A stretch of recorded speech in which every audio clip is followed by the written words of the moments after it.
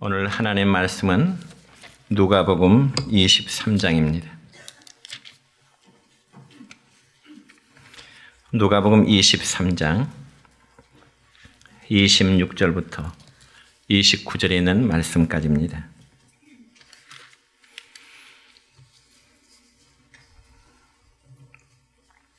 제가 봉독해 드립니다. 그들이 예수를 끌고 갈 때에 시몬이라는 쿠레네 사람이 시골에서 오는 것을 붙들어 그에게 십자가를 지워 예수를 따르게 하더라. 또 백성과 및 그를 위하여 가슴을 치며 슬피 우는 여자의 큰 무리가 따라오는지라. 예수께서 돌이켜 그들을 향하여 이르시되 예루살렘의 딸들아, 나를 위하여 울지 말고 너희와 너희 자녀를 위하여 울라. 보라, 날이 이르면 사람이 말하기를 잉태되지 하지 못한 이와 해산하지 못하는 배와 먹이지 못한 젖이 복이 있다 하리라. 아멘. 사랑과 축복의 메시지 나누겠습니다. 사랑과 축복합니다. 사랑과 축복합니다. 오늘은 시약 성경 누가복음 23장 26절부터 29절에 있는 말씀을 중심해서 십자가에 동참한 자들이라는 제목으로 오늘 말씀을 선포하고자 합니다. 이 시간도 하나님께 예배드리는 우리의 믿음의 식구 여러분, 오늘은 우리의 기독교의 절기적으로 종료주일이라 그렇게 말합니다. 그래서 이 종료주일이라는 말은 예수님께서 십자가를 지시기 위해서 예루살렘 성에 입성하실 때 백성들이 종려나무 가지를 꺾어들고 호산나 호산나 하면서 예수님을 환호했던 것에서 유래를 하고 있습니다. 그리고 이번 주간은 예수님께서 인간의 형벌 가운데 가장 무서운 십자가형을 당하시고 돌아가신 고난 주간이기도 합니다.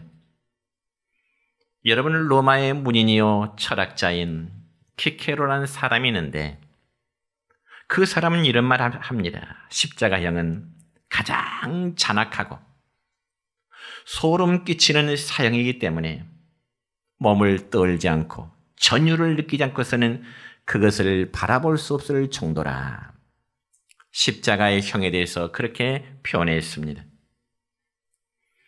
그래서 이 십자가의 집행 방법은 어떤 죄인이 죄인을 이제 재판을 받고 그리고 결국 사형 언도를 받으면 재판장은 최종적으로 죄인을 십자가에 처형하라고 하는 마지막 판결문을 읽게 됩니다.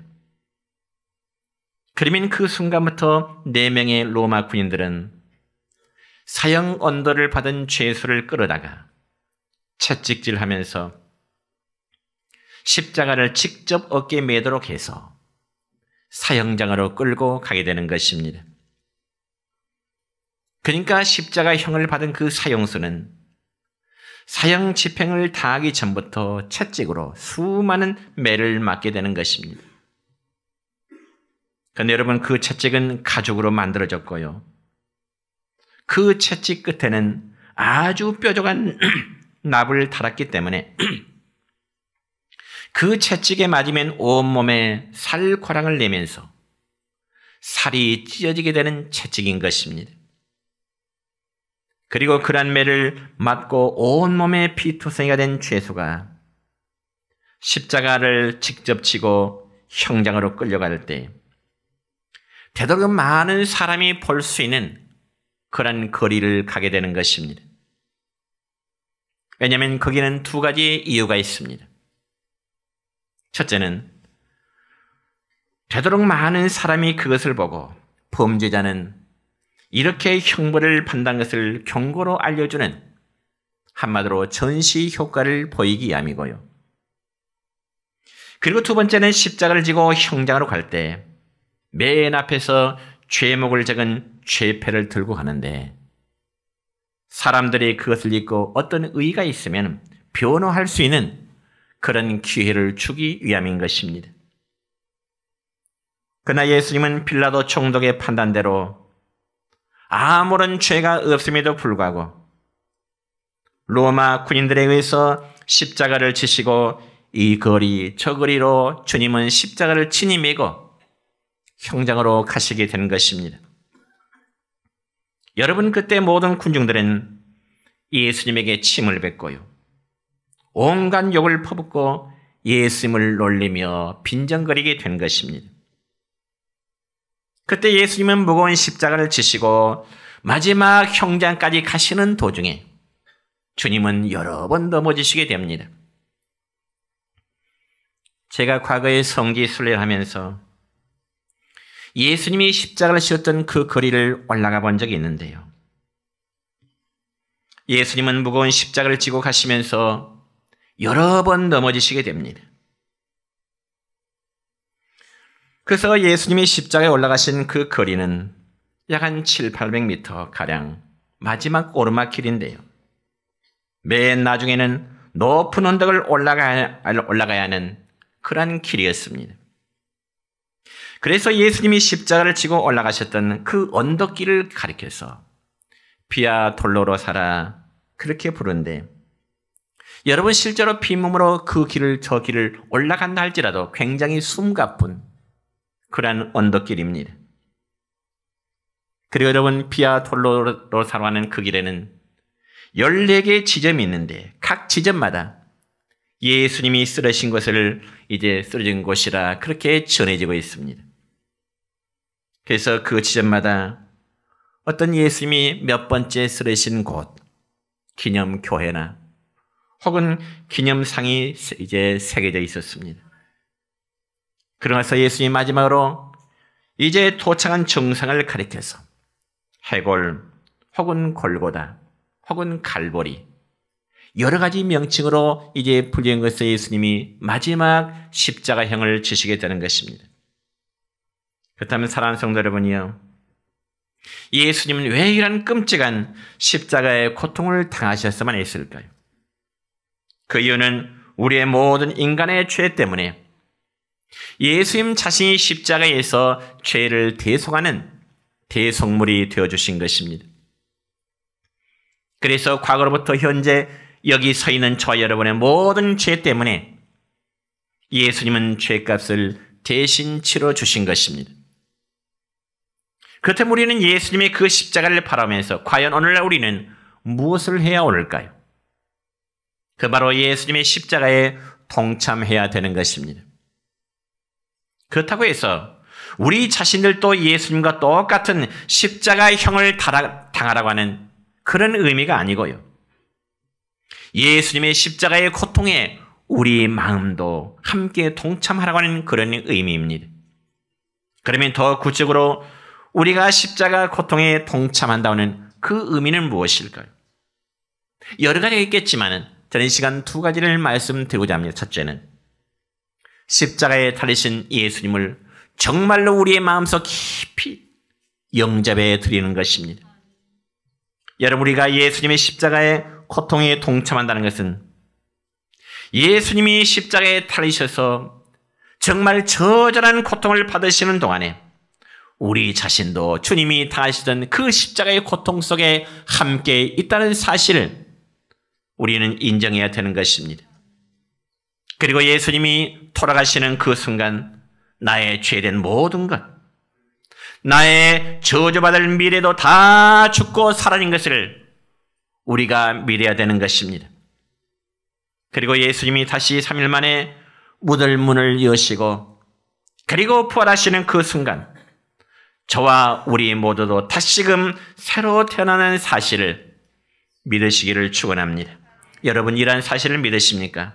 만약 여러분에게 이러한 믿음이 없다면 여러분의 믿음은 신앙의 연조가 얼마나 되었든지 간에 정말 예수님의 죽으심과 예수님의 부활의 사건을 믿지 못한다면 우리의 모든 믿음은 헛될 뿐인 것입니다. 왜냐하면 예수님의 고난과 예수님의 죽으심과 예수님의 부활에 대한 사실을 믿지 못한다면 그것은 곧 기독교 진리 자체를 완전히 부인하는 것과 마찬가지이기 때문에 그렇습니다. 여러분, 신약성경 로마서 6장 8절에 있는 말씀을 보면은 믿음의 대사도인 바울은 이렇게 우리에게 고백합니다. 시작. 만일 우리가 그리스도와 함께 죽었으면 또한 그와 함께 살 줄을 믿노니. 믿습니까? 우리에게도 이러한 고백이 있어야 됩니다. 그리할 때 우리의 옛사람은 십자가에서 죽게 되고 그리스도의 부활과 함께 저와 여러분 우리 모두도 새 사람이 되어준 줄로 믿습니다. 여러분 신약성경 에베소 2장 4절부터 6절까지 말씀을 보면은 또 이런 말씀이 기록됩니다. 시작. 긍휼이 풍성하신 하나님이 우리를 사랑하신 그 큰 사랑을 인하여 허물로 죽은 우리를 그리스도와 함께 살리셨고 너희는 은혜로 구원을 받은 것이라. 또 함께 일으키사 그리스도 예수 안에서 함께 하늘에 앉히시니. 아멘. 여러분이 이 말씀을 보면 하나님께서는 당신의 크신 사랑을 우리에게 베푸시는데 우리가 과거의 허물과 죄로 이미 죽었던 우리들 그리스도와 함께 다시금 살리셨다고 말씀합니다. 그러니 죄로 인해서 소망이 없었고 오직 하나님의 정죄와 심판을 방에 맞대야 했던 우리 모두가 주님께서는 그 아들의 죽으심을 통해서 그 아들의 그리스도의 다시금 부활하심을 통해서 우리에게 저와 우리 모두에게 새 생명을 부여해 주신 것입니다. 그리고 성경에 보니까 우리를 하늘에 앉히사 예수 안에서 하늘에 앉히셨다고 말씀하고 있습니다. 여러분 그게 바로 은혜인 줄 믿으시기 바랍니다. 이보다 더 커다란 은혜가 어디 있겠습니까? 여러분 이 은혜는 세상의 그 어떤 은혜와도 바꿀 수 없는 너무나 크신 은혜인 것입니다. 그러므로 여러분 십자가에 달리신 예수님을 나의 대속주로 믿느냐 나의 구원자로 믿느냐 믿지 않느냐는 여러분의 각자의 자유입니다. 그러나 그 결과는 영원한 축복이냐 아니면 영원한 하나님의 저주냐 분명한 그에 따른 결과는 다르게 나타날 것입니다. 특별히 예수님을 재판했던 그 빌라도 총독은요 예수님을 신문한 다음에 말하기를 나는 너희가 고발하는 일에 대하여 이 사람 예수에게서 죄를 발견하지 못했노라. 예수님을 죄후에 이제 재판했던 빌라도 총독도 유대인들이 고발하는 이 예수라는 사람에게 나는 죄를 전혀 발견하지 못했노라. 그리고 그의 아내를 통해서도 예수님에게는 죄가 없다고 하는 하나님의 계시를 받았으므로 얼마든지 빌라도가 예수님을 살릴 수도 있었을 것입니다. 그럼에도 여러분 마태복음 27장 24절 하반절의 말씀을 보면 이렇게 기록됩니다. 시작. 물을 가져다가 무리 앞에서 손을 씻으며 이르되 이 사람의 피에 대하여 나는 무죄하니 너희가 당하라. 이 사람 예수의 죄에 대해서는 내가 죄를 발견하지 못했고 마지막 사형이 언도하긴 하지만은 내 피는 이 사람의 피에 대해서 나는 무죄하니 너희가 예수의 죄에 대해서는 여러분들이 당하라. 그러니까 빌라도는 재판관으로서 예수님에게서 그 어떤 죄도 발견하지를 못했지만은 워낙 백성들의 요구가 강하기 때문에 예수님을 십자가에 못 박으라. 어쩔 수 없이 예수님을 십자가에 못 박도록 판결을 하게 된 것입니다. 그러면 스스로 자신의 손을 씻으며 하는 말은 이 사람 예수의 피에 대해서는 나는 상관이 없으니 너희들이 당하라. 여러분 이 말은요 무죄하지만 억울하게 피를 흘리게 될 예수님의 피값에 대해서 유대인 너희들이 스스로 책임을 지라는 말입니다. 여러분 생각해 보세요. 정말 예수님이 십자가에 달리실 만큼 큰 죄를 지었다면 빌라도가 이런 말 하겠습니까? 그렇다면 여러분 백성들의 반응은 어떨까요? 이 사람 예수의 피에 대해서 나는 상관이 없으니 너희들이 당하라고 하는 이 빌라도 총독의 말에 대해서 백성들의 반응이 어떻게 나타날까요?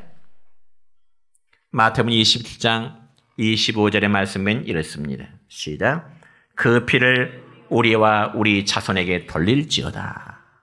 여러분, 그러니까 예수님의 죽임에 대한 핏값은 우리와 우리 후손이 알아서 책임지겠다는 겁니다. 그니 오직 예수만을 십자가에 못 박아 죽이라는 거죠. 사형 언도를 내달라는 거죠. 그 다음에 문제는 우리와 우리 후손들이 알아서 하겠다는 겁니다. 얼마나 어리석은 사람들입니까, 여러분? 왜 예수님을 십자가에 못 박혀도록 하고 나서 그 피에 대한 책임을 자기들뿐만 아니라 자기 후손들까지 저주를 받도록 하느냐 한 말이죠. 여러분, 그 결과 유대인들은 예수님을 십자가에 못 박은 죄 때문에 유대인과 그 후손들은 엄청난 하나님의 저주를 받게 됩니다. 어떻게요? 여러분, 실제로 이 역사를 보면은요, 서기 70년에 로마 군대가 예루살렘을 침략하게 됩니다.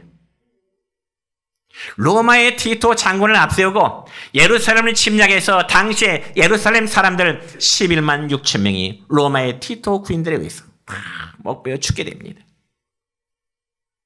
그뿐만 아닙니다. 역사적으로 1945년 독일 히틀러에 의해서는 유대인 600만 명이 가스실에 대학살을 당했던 사건 너무나 잘 아시지 않습니까? 여러분, 세상의 역사는 너무나 정확합니다. 예수님을 죽이기 위해서 말 한마디를 가볍게 생각했던 그들의 말은 그들과 그의 모든 후손들에게 저주가 되어서 거대한 고통을 안기게 되었던 것입니다. 그렇지만 반대로 예수님의 십자가에 동참한 자들은 복을 받게 된 것이 오늘 본문의 내용입니다. 여러분, 서두에 말씀드렸듯이 예수님께서는 십자가를 지시고 골고다 즉 갈보리 높은 산까지 가는 도중에 14차례 혹은 그 더 이상의 많은 여러 차례 십자가를 지고 갈 때 쓰러질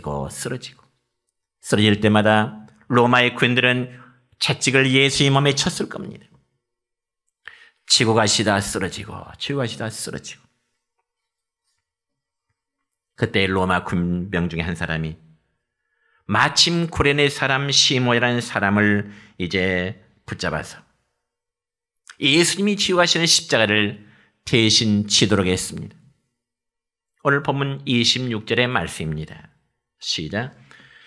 그들이 예수를 끌고 갈 때 시몬이라는 구레네 사람이 시골에서 오는 것을 붙들어 그에게 십자가를 지어 예수를 따르게 하더라. 아멘.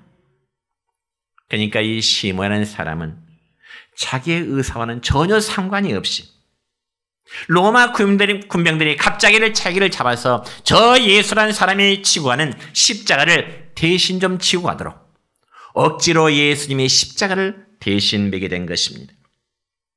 여러분, 우리가 어떤 일을 할지라도 스스로 하게 되면 그 일이라는 보람을 느끼게 됩니다. 그러나 무슨 일을 하게 되더라도 억지로 하다 보면은 이 일에 대한 보람 혹은 능률도 별로 나타나지 않습니다. 그렇지만 본문에 기록된 이 시몬이라는 사람은 다른 사람에 의해서 억지로 붙들려서 억지로 예수님의 십자가를 지게 된 사람입니다. 그렇지만 훗날 이 구레네 사람 시몬이라는 사람은 예수님을 믿게 되었고요. 성경학자들에 의하면 안디옥 교회의 니게라는 사람이, 즉 니게라는 시몬이 구레네 사람과 동일한 사람으로 보고 있습니다. 그럼 성도 여러분이요, 우리가 예수님의 십자가를 영접하느냐 마느냐는 아마 여러분 각자의 자유이겠지만은 그러나 그 결과는 엄청난 줄 아시고 정말 이번 주간에 예수님의 십자가에 동참하는 복이 여러분의 임하기를 축원합니다. 두 번째로 십자가에 동참한다는 것은 자기 십자가를 지고 주님을 따른다는 것을 의미합니다. 특별히 해마다 여러분 이쯤 되면은 종종 해외 토픽감들이 어떤 이제 유튜브에 올라오고 있습니다. 그게 무엇인가 아니에요. 예수님처럼 자기들도 십자가 위에서 밧줄로 묶여 있거나 혹은 실제로 십자가에 못 박혀있는 모습들입니다. 그러나 그런 행위들은 하나님의 성역을 범하는 교만의 행위들입니다. 왜냐하면 예수님은 우리에게 너희는 내가 졌던 십자가를 지고 나를 따르라 주님이 그렇게 말씀하심이 아니고요. 성경에 보니까 아무든지 나를 따라오려거든 자기를 부인하고 그 다음에 이어지는 말씀이 뭐예요? 자기 십자가를 지고 나를 따르라 그렇게 말씀하십니다. 그래서 예수님은 본문 28절의 말씀 보면 십자가를 지고 가실 때 울면서 따라오는 여인들을 향하여 이렇게 말씀하십니다. 시작. 예루살렘 딸들아 나를 위하여 울지 말고 너희와 너희 자녀를 위하여 울라. 아멘. 그러므로 예수님이 우리에게 요구하시는 것은 예수님이 지었던 그 십자가를 똑같이 지라 말씀하심이 아니고 자기의 십자가를 지라 그렇게 말씀하십니다. 그렇다면 여러분, 자기 십자가라는 의미가 무엇일까요? 이것은 바로 우리가 주님의 뜻대로 살고 주님을 위해서 일하다 보면 생기는 어려움이나 종종 우리의 정신적인 육적인 고난을 의미합니다. 그래서 때로는 주님 때문에 핍박을 당하기도 하고 주님 때문에 모욕을 당하기도 하고 주님 때문에 당하는 모든 어려움을 바로 스스로 감내하는 것, 이게 바로 자기의 십자가라 그 말입니다. 그러므로 그 십자가를 피하지 말고 지고 주님 따르는 길이 바로 주님의 십자가에 동참하는 길임을 믿으시기 축원합니다. 그러면서 예수 그리스도에 속한 사람들은 정욕과 욕망과 자기의 욕심을 십자가에 못 박혀야 되는 것입니다.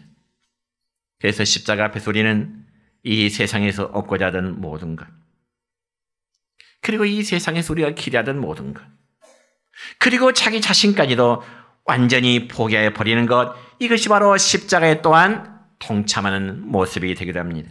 그래서 믿음의 사도 바울은 갈라디아서 2장 20절에서 이렇게 고백하고 있습니다. 시작. 내가 그리스도와 함께 못 박혔나니 그런즉 이제는 내가 사는 것이 아니오 오직 내 안에 그리스도께서 사신 것이라. 아멘.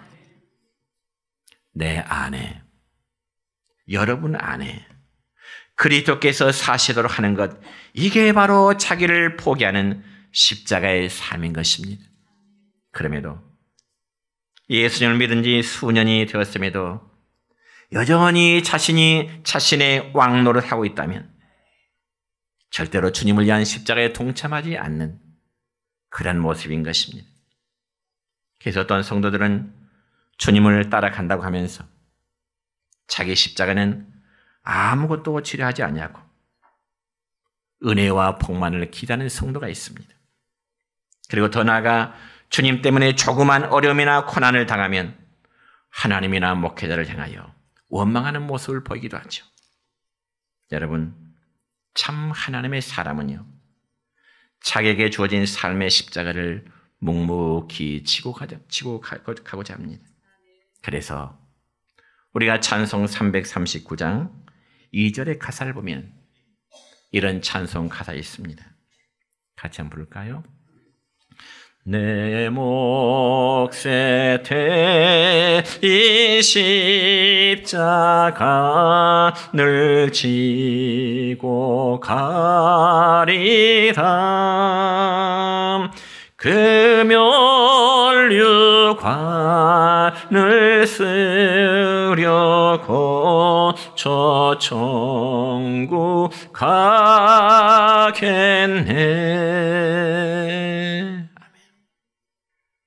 여러분, 자기를 부인하지 않고 자기 십자가를 친다고 하는 것은 불가능한 것입니다. 여러분이 혹시 주님 뜻대로 살려고 주님을 위해서 일하러 가실 때 무슨 어려움이나 고난이 따른다면 그것이 여러분에게 주어진 자기 십자가인 줄 아시고 피하지 마시기 바랍니다. 이처럼 십자가의 삶에 동참하는 자에게 십자가의 능력이 나타날 줄로 믿습니다. 그런 자에게 하나님의 영육간의 복이 임할 줄로 믿습니다. 그러므로 마태복음 16장 24절에 보면 우리 주님은 저와 여러분에게 이 시간 말씀하십니다. 뭐라고 말씀하실까요? 시작. 예수께서 제자들에게 이르시되 누구든지 나를 따라오려거든 자기를 부인하고 자기 십자가를 지고 나를 따를 것이니라. 아멘. 물론 예수님께서 제자들에게 이 말씀을 하실 당시에는 그 당시엔 제자들이 모든 것 버리고 예수님을 따르고 있던 그런 때입니다. 그럼에도 주님께서 또다시 이런 말씀을 하신 이유는 그것으로 다 된 것이 아니라 아직도 자기 자신을 버려야 할 것과 십자가를 쳐야 될 일이 더 남아있기 때문에 주님이 또 이런 말씀을 반복하신 겁니다. 그러므로 십자가의 고난을 이해하지 못하고 십자가를 통과하지 않고는 올바른 신앙을 가졌다고 말할 수가 없는 것입니다. 여러분, 예수 그리스도의 고난에 참여함 없이는 부활을 이해할 수가 없습니다. 부활을 이해할 수 없고 부활을 믿지 못한 신앙은 예수님의 약속하신 영생을 얻을 수도 없는 것입니다. 그럼 우리가 예수님을 믿는다고 고백하는 것은 곧 십자가를 지겠다는 것 뜻입니다.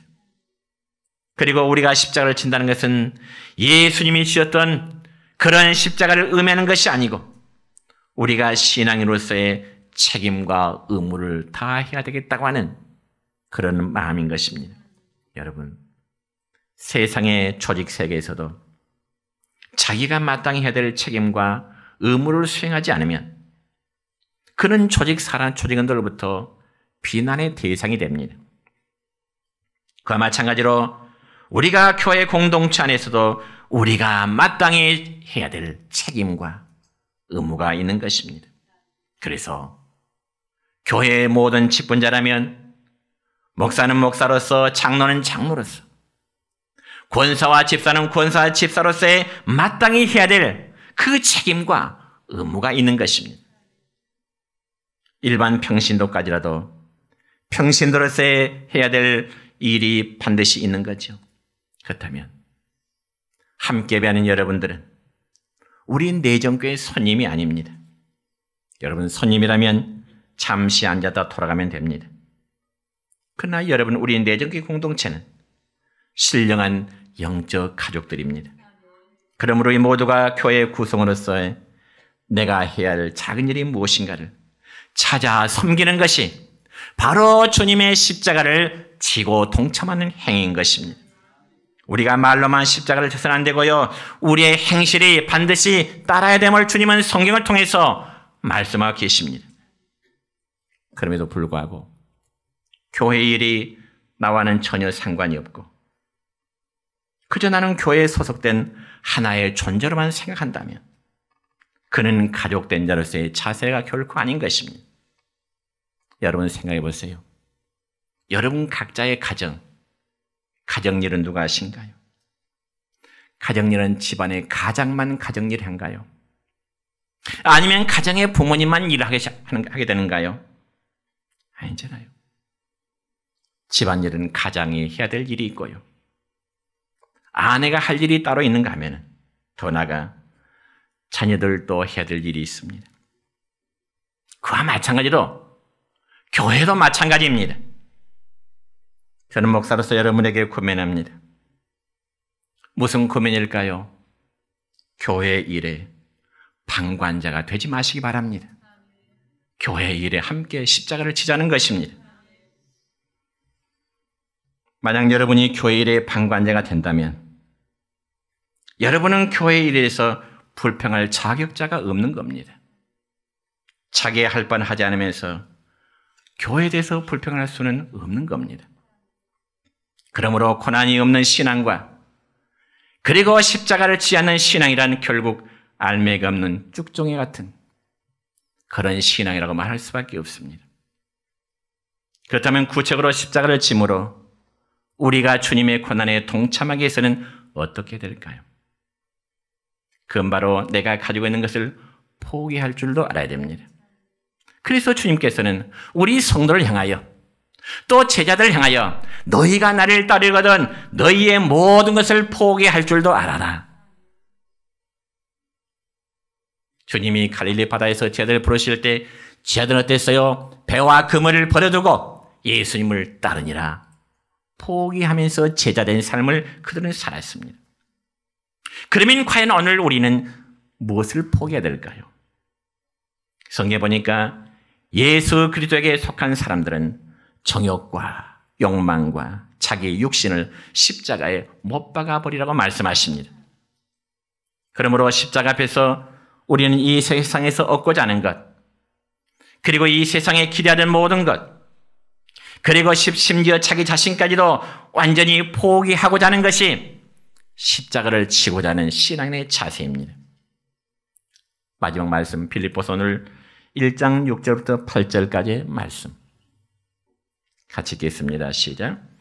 그는 근본 하나님의 본체시나 하나님과 동등됨을 취할 것으로 여기지 아니하시고 오히려 자기를 비워 종의 형체를 가지사 사람들과 같이 되셨고 사람의 모양으로 나타나사 자기를 낮추시고 죽기까지 복종하셨으니 그 십자가에 죽으심이라. 아멘. 이 말씀 보면 우리 주님도 십자가를 지시기 위해서 하나님과 동등된 자리를 버리시고 종의 모습을 입으시고 우리 가운데 오셨다고 말씀하십니다. 그리고 예수님께서 십자가를 향하여 스스로 한 걸음 한 걸음 나가셨듯이 우리도 스스로 이 십자가를 향하여 나가는 삶의 자세가 있어야 되는 겁니다.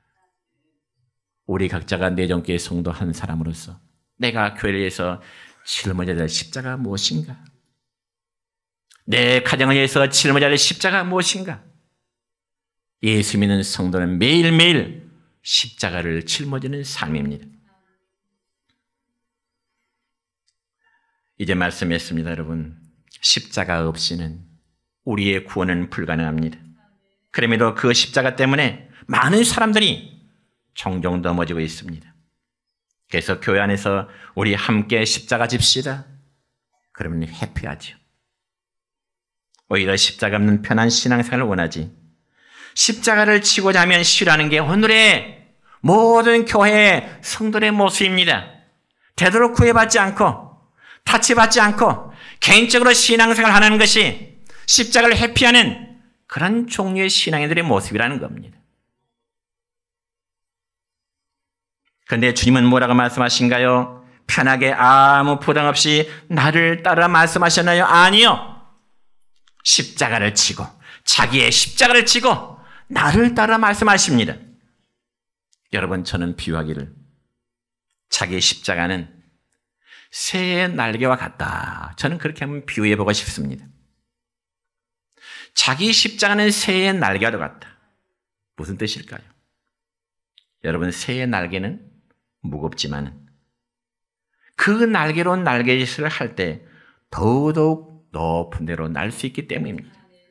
마찬가지로 우리 성도들에게도 개인의 십자가가 무거워지면 무거워질수록 신앙적으로 더 성숙해질 줄로 믿습니다. 특별히 이번 주간은 예수님께서 십자가에 달리시기 전에 고난 주간이기 때문에 어느 주간보다도 우리가 좀 더 경건하게 주님의 고난에 동참할 수 있기를 바랍니다. 그래서 십자가 안에서 우리는 죽고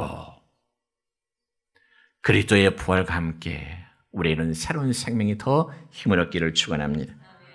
오늘 성찬 예배를 드리면서 떡 한 조각 그리고 포도즙 한 잔의 의미를 바로 인식하면서 떡과 잔을 받는 가운데 주님의 고난을 우리의 실생활에서 이제 헌신하겠노라는 다짐이 여러분이 함께 하시기를 축원합니다.